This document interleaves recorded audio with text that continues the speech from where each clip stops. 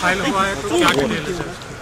ये मैं सबसे पहले शुक्रिया करता हूँ सीबीआई का जिनने ये चार्जशीट को अंजाम दिया है। ये बहुत इंपॉर्टेंट है, ये क्रिकेट की जीत है। बेसिकली मैंने किसी पर्टिकुलर के लिए नहीं किया था ये चार्जशीट, ये मैंने एक स्कैम हुआ था उसके लिए मैंने किया था।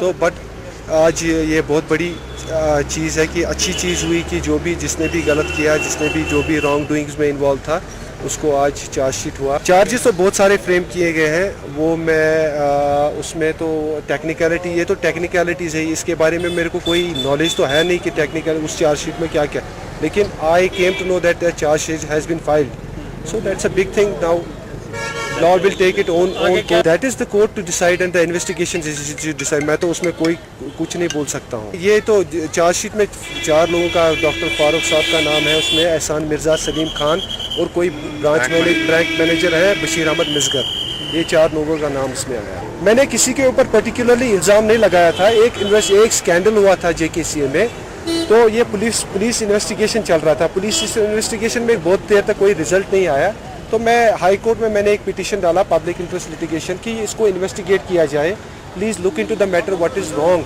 ये क्यों नहीं हो रहा है। तो finally justice has prevailed today, तो ये आज हो गया।